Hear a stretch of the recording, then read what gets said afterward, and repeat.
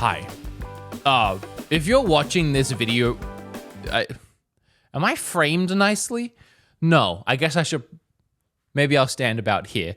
If you're watching this video as it releases, I want to apologize. A lot of you know that Kim and I just moved house. Everything should be hunky-dory now, right? We both have been dealing with a ton of anxiety. I think it's being in a new environment. It exacerbated a lot of the issues we already had with our mental health. Everyone's like, oh, I'm so happy for Wood and Kim and they're in the guy. I hope they haven't. Honestly, we've been curled up in our bed for the last couple of months, just trying to shut out the outside world. It's been a little tough adjusting. Yeah, I kind of spiraled a little bit and there's been barely any content. I'm feeling a lot better. I've shed a lot of responsibilities that I had. I told the streams I needed a couple of weeks off. Want to get my feet on the ground here in Pennsylvania and just get buried back in and making YouTube videos. The thing that really I love doing the most. That's what I'm doing today. Nowadays, everything I do is so meticulous and I try and script everything and I want every word I say to be so exact and blah. You know what I haven't done in a minute?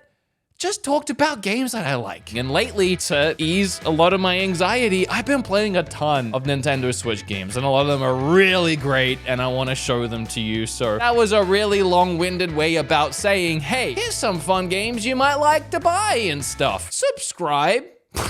Hey, whoa, hold on. Stop the video. Stop it right now, because everyone watching at home is currently losing money, and I can't have that. Why don't you just download Honey and start saving money instead? I didn't have a segue. I didn't plan a better segue. This video is sponsored by PayPal Honey. But what is Honey? Well, Honey is the #1 shopping tool in America. What's that? You still don't know what Honey is? Oh, God. Honey is a little button that sits at the top of your browser. And then when you're just online buying the things that you would be buying anyway, it'll pop out at checkout and start applying all the coupon codes that it can find online. And it'll use the best one it can find to save you money. I've saved money using Honey a bunch of times. I've already told you guys that a lot of the stuff I ended up buying for this studio, I ended up saving a ton of money on. It automatically searches for promo codes so you don't have to. The two best things about it is it's fun, because who doesn't like just saving money? And it's free. Honestly, one of my absolute favorite sponsors to work with, because all you gotta do is go to joinhoney.com/BeatEmUps, get Honey for free, and start saving today. So just join us, our little Honey cult, and you know, like Cult of the Lamb. You join our little Honey cult, and we'll save money together. You know, a lot of cults will try and take your money, like donations and stuff. But the Wood cult tries to give you money, you know. So this is, Honey probably doesn't want me to compare it to a cult, so just scratch anything I just said. Zach, I swear, if you show the part where I set up this gag, you'll completely ruin everything.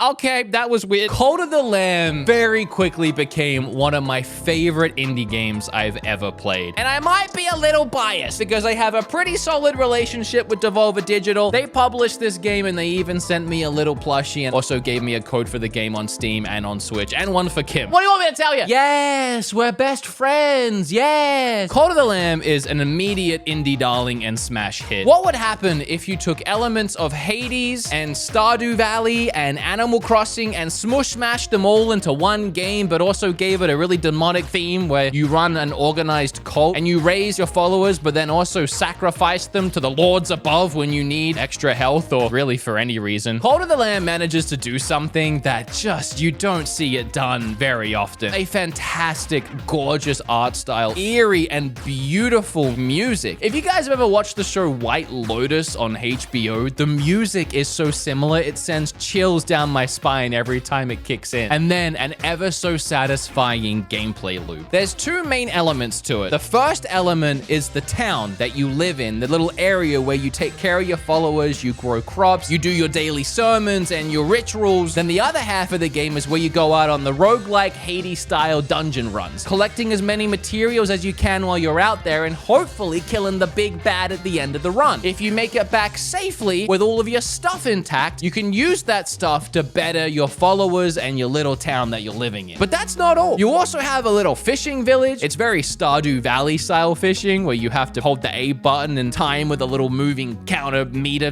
thing, but it's still fishing. I love fishing. There's also another little hidden area where you can go and play Knuckle Bones, which is a completely side dice game that I find ever so addicting, and I'm good at it, which is good because you can gamble for coins, and that's how I make most of my income in the game, is by ripping off all the little NPCs in there of their hard-earned blood coins. But the loop gets even more addicting because there are so many things that you can upgrade and level up. The main idol in the center of your town that all your followers pray to, that builds up follower devotion that you can then use to upgrade and unlock things to build around the town. Building those things then unlock other opportunities, like making farms that are self-sufficient so that you don't have to do the planting and the watering, and you can make your followers do it. Or you can use your followers to help you upgrade how strong your weapons are on your run. Oh god, I was gonna say what Cult of the Lamb nails most, but there's so many things that they crush. When you play games like this that, you know, it's part this and part that, typically that usually means they're watered down versions of those things, but not in the case of Cult of the Lamb. Everything feels fleshed out, or at least as fleshed out as it needs to be. Sure, the dungeon runs, you really only have one main weapon and a side ability, but honestly, you don't want to be out there that long grinding away on a run because it goes by a day and night cycle, and the longer you're out there, the more that your villagers are probably at home getting sick and throwing up everywhere, and if you're not there to clean it up, they're just gonna throw up some more. The way the game messes with you is really fun too. Like, I named a follower Kim, and my plan was to marry Kim because it's a cult and you can marry people. Also, a lot of people, you can marry as many people as you want, and then apparently they get really jealous and they start fighting with each other. But hey, I mean, settle down, wives. What are you?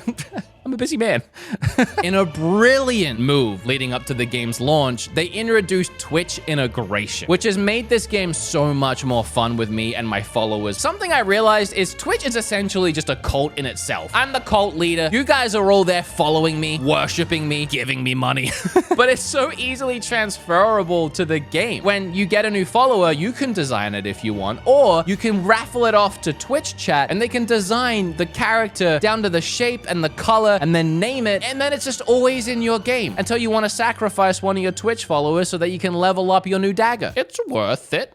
That integration was such a smart idea and definitely why the game has blown up so much on Twitch. But don't let that deter you, because the game at its core is still super fun, even if you're just playing on your own on your Switch or wherever you play it. I actually have it on PC because of the Twitch integration, so I play this one on my Steam Deck. It's on Switch though, so don't, you know, it's whatever. You have to play this one. It's seriously so much fun. But do you know what's not fun? Kirby Dream Buffet. I am livid.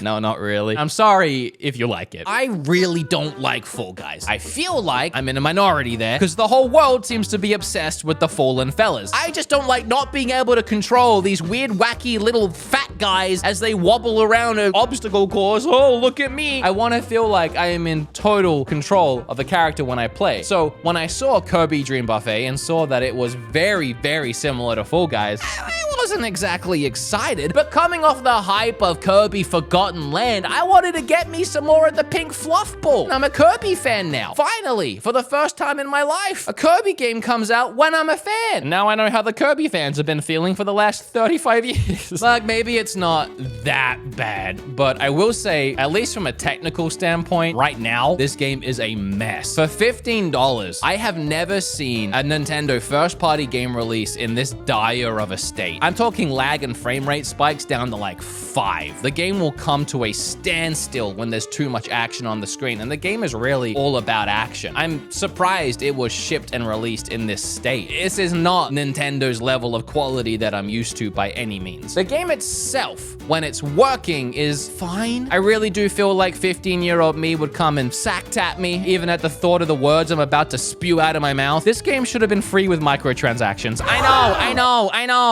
I know, I hate myself for saying it, but you know, that's just kind of the world that we live in now. That games can release in kind of an unfinished, buggy, horrible state, but as long as they're free, we're fine with it. Because who did it cost anyone anything? Nothing?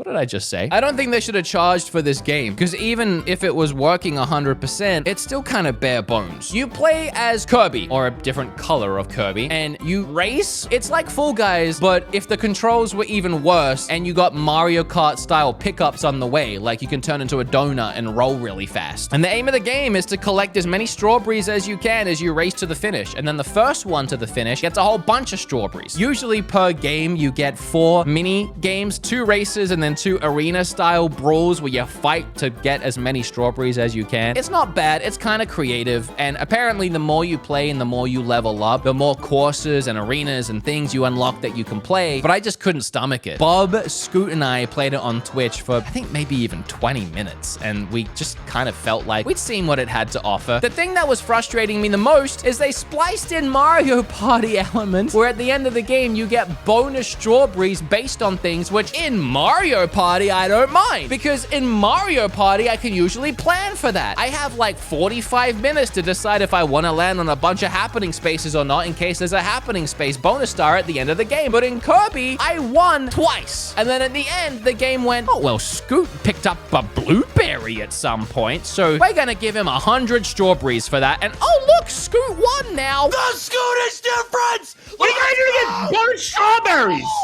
Why did they make it Mario Party? No! How can I plan for that? To summarize, the game really isn't for me. For kids, I'm sure it would be fine, but it should have been free like the Kirby Clash Royale games. I don't think they had a right to charge $15 for this. And in its current state, it's really unplayable, but I'm assuming they will hopefully fix that eventually. But let's bounce back to a game I actually really like. I started playing Curse to Golf. Maybe I'm a little bit biased about this one again. I don't really want to talk about it. The creator of the game, Liam, happens to be a friend of mine. I love you, Liam. How you going? Bob invited him on episode 3 of our podcast, the Nintendo podcast, where we talked about his upcoming game, Curse to Golf. He actually gave us a ton of inside information on Nintendo. It was one of my favorite episodes that we did. His game finally released a week ago, so we had him back on the show. If you want to watch that, it released on Thursday. I don't know when you're watching this, but it was probably the recent episode of the podcast, and we talked a bunch more. Fun fact, actually, Liam told us a bunch of inside stuff he's planning to do with the game moving forward. Technically, we're the first people to break that news. If you want to go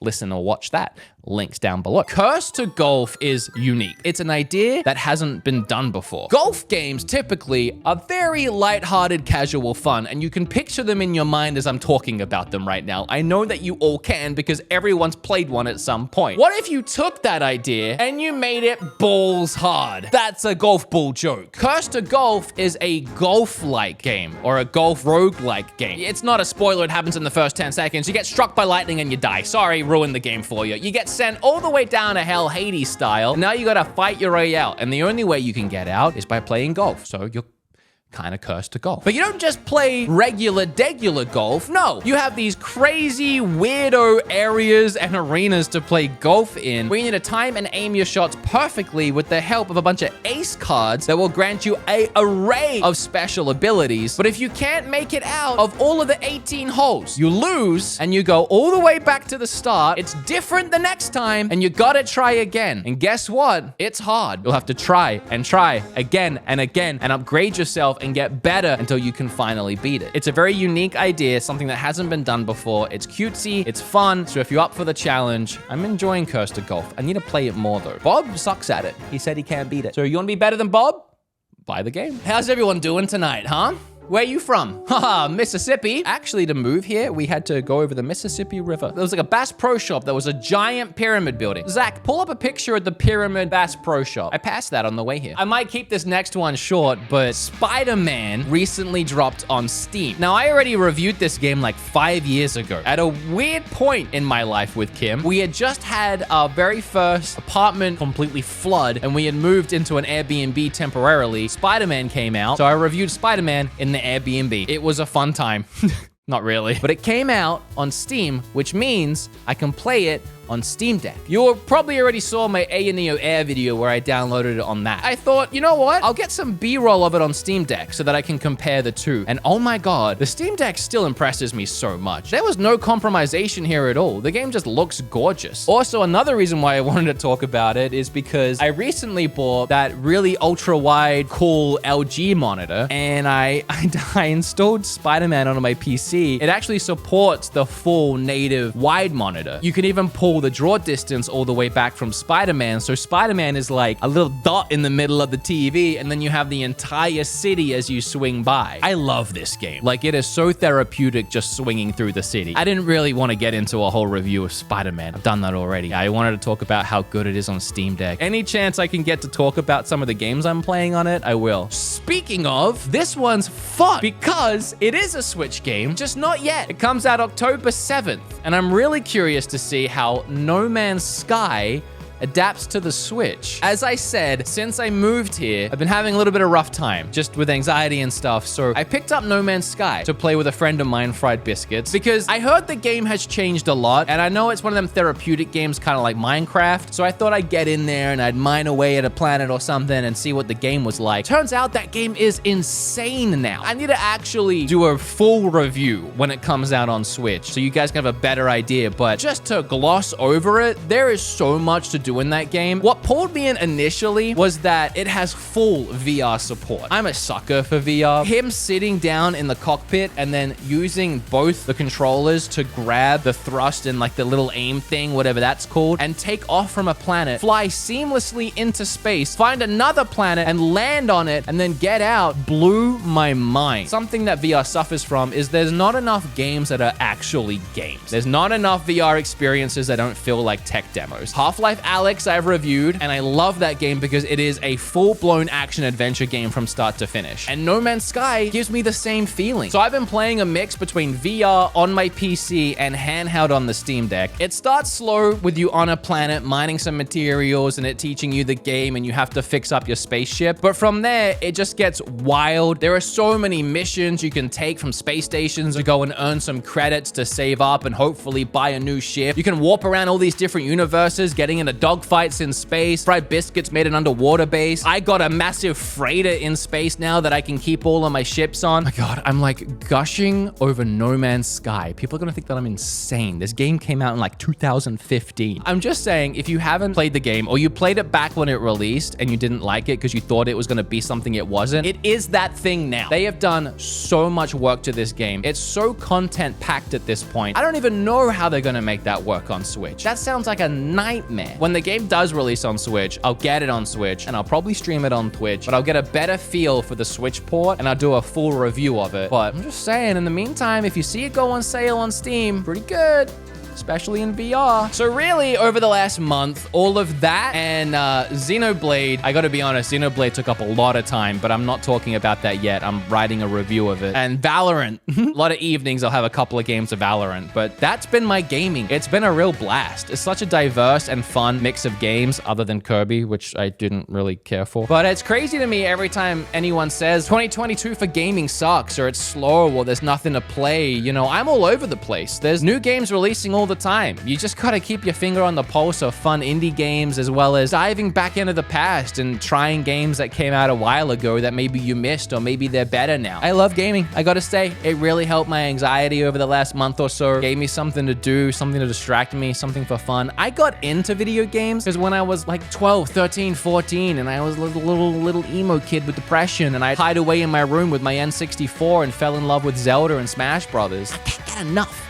I'm addicted. I make the videos called I'm addicted to this game, and a lot of you think that I'm lying or insane or I'm making it up, you know, but no, I'm just addicted. As I said, I do promise more videos coming soon. If I can have 2 seconds to think, I'm gonna write that Xenoblade review, and I hope you guys watch it whenever it does come out. Subscribe, like, all of that, and I'll see you soon. And play Call to Lamb and Curse to Golf and No Man's Sky.